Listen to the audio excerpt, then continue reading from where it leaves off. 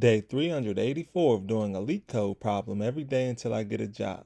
All right, y'all, we're back again another day, another LeetCode problem where we're doing daily LeetCode problems. And today we have question number 3355, zero array transformation 1. The difficulty level is medium, but don't worry because we're going to keep the solution as simple and easy to understand as possible. But before we get started, y'all, don't forget to like, comment, and subscribe. And if you need any new Apple AirPods, go ahead and check out that link in the description so you can get you some.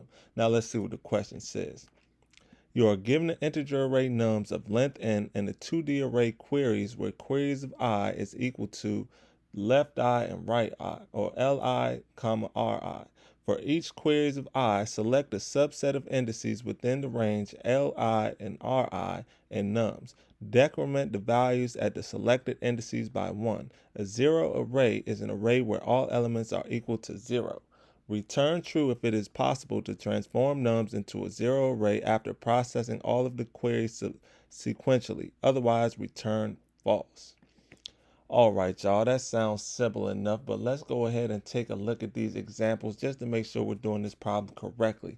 And first thing we need to do before we get into these examples is let's understand what a subset is. It says a subset of an array is a selection of elements, possibly none of the array. So now let's come down to example 1 and see what it says. In example 1, we have the input nums equals an array of integers 1, 0, and 1. Queries equals a 2D array with the array of integers being 0 and 2. The output is true. Explanation says select the subset of indices 0 and 2 and decrement the values at these indices by 1. The array will become 0, 0, 0, which is a zero array. So let's break down this example one step further. I'm going to copy and paste this over here so I give y'all a better visual representation of what's going on. So boom, we have our input nums right here and we have our queries right here. This query right here represents indexes 1 through 2, 0 through 2. So what that means that we have to include the index 1, we include index 0, index 1, and index 2. Those are indexes 0 through 2. Then we have to decrement the values at the selected indices by 1. So it says right here, and then it says in a subset, an array of selection of elements, possibly none in the array. So we come right here, it says select a subset of indices 0 through 2 and decrement the values by 1. The array will become 0, 0, 0. So when we go through indices 0 through 2, so this is 0 through 2, meaning we go through these indices and we decrement the necessary indices by 1, we can decrement indice, so we can decrement indices 0 by 1. We decrement this by 1, we'll get 0. We don't need to do anything to this because it's already 0, so we could just keep that as 0.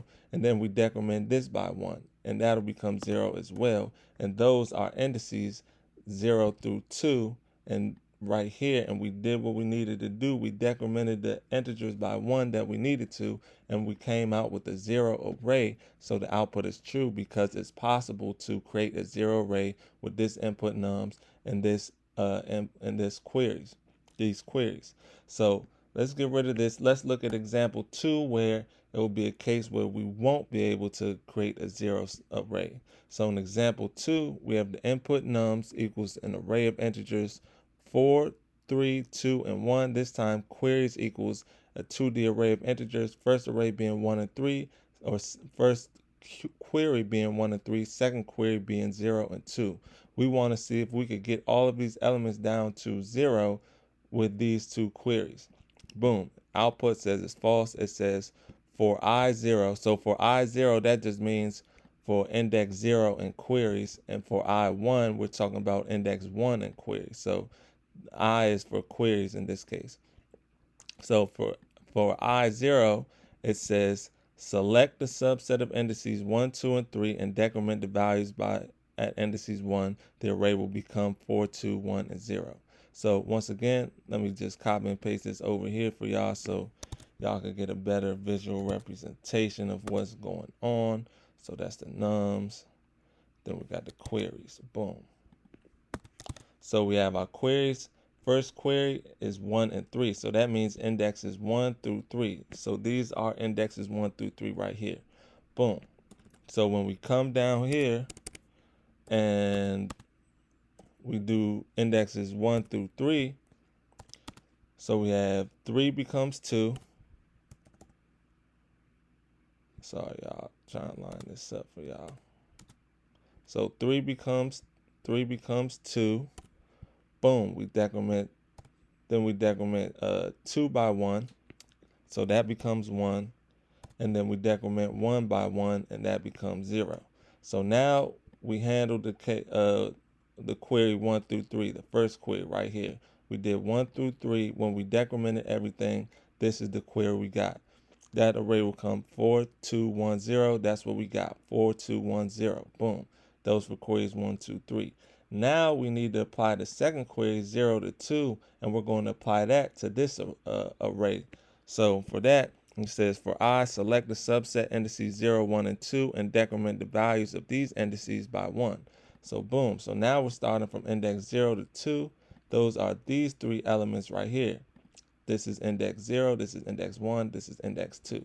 So we come right here, we do the same thing. We decrement 4 by 1. Boom, we get 3.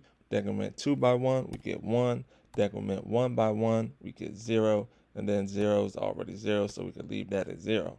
But at the end, we end up with 3100. It says the array will become 3100, which is not a 0 array. So since with these queries and this input nums, we were not able to create a 0 array, right? The end array was 3100, which is not a 0 array because we need all elements in this array to be 0. And as you can see, 3 or 1 are not 0. So we have to return false. So I hope that made sense to y'all. I know it's a little bit confusing, but let's go ahead and get into the fun part, the actual solution, y'all. The solution is not that difficult to understand at all. So the first thing we're going to do is we're going to create a difference array of size n plus 1. We're going to fill that with zeros. This is going to help us efficiently apply range operations in constant time, and this extra plus 1 is going to allow us to handle the edge case when applying the decrement past the last index. So we're going to declare a variable. We call it diff, set that equal to an array. Then open up the parentheses, it's going to be repeating, colon 0, and it's going to be comma count colon n plus 1. Boom. Then we need to get the number of elements in the input array. So we could just say let n equal nums.count. Boom. Now we need to create another variable that will track the running total of the applied decrements as we go through the array. So we could just declare a variable called cur, and we could set that equal to 0 to start. Now we need to iterate through each query, which is a pair of L for left or right, so from left to right, representing the range. The meaning of the query is we're going to decrement all elements from index 1 to R by 1. So for that, we're going to say for query and queries, we're going to open up the brackets. We're going to start the index of the range. We're going to say let L equal query square bracket 0. Then we're going to say let R equal, that should be let R equal query square bracket 1. So this is going to start the index of the range. This is the starting index of the range. This is the end index of the range. Boom. Now we need to apply the range operations using the difference array technique. Increase the count at index 1 to indicate the start of the decrement. So we're going to come right here and we're going to say diff square bracket L, plus equals 1. Boom. Now we need to decrease the count just after the end of the range. If it's within bounds, this marks the end of the effect of the decrement operation. So we're going to come right here and we're going to say if R plus 1 is less than diff.count, we're going to open up the bracket and we're going to say diff square bracket R plus 1. Then we're going to come outside, we're going to say minus equals 1. Boom. Now we go through the array to simulate how many total decrements have been applied to each index. So we're going to come right here, and we are going to say for I in 0 ... less than sign n. We're going to open up the brackets, and we're going to add the current value from the difference array to get the running total of decrements at index I. So we're going to say cur plus equals diff square bracket I.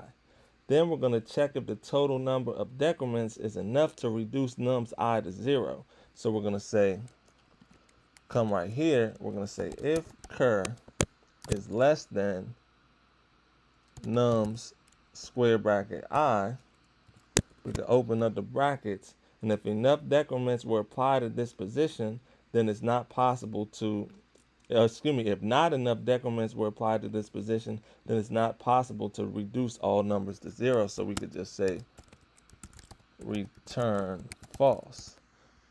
Then, if it is successful and we check all elements and they can all be reduced to 0, then we need to return true. So for that, we could just come right here and we could say return true, just like that, y'all. So let's go ahead and give this a run. Make sure it runs properly before we submit it. Okay, we have an error. So let's see where the error is. Says, oh, sorry, y'all. We got to put this. Oh, yeah, sorry, y'all. This has to come before this because we have n right here. So let's go run it again. See if it works this time. It should. Okay, cannot find diff. That should be 2 F's. We got a typo. Let's run it again, y'all. Let's keep going. Don't stop. So let's submit it. It's accepted. Let's submit it. Make sure it's still accepted after we submit it. Let's see. Ooh, look at that, y'all. 16 milliseconds beats 87.50% of users with Swift. Not too bad. You know I love to get 100%, but 87 is not too bad. We'll take it. We'll get those numbers up as we continue down our LeetCode journey. But with that being said, y'all, make sure you get one more look at the code. This the top half. This the bottom half. And yeah, that concludes our lesson for today. I hope y'all learned something today, and I hope to see y'all here tomorrow for another day, another LeetCode problem. See y'all then.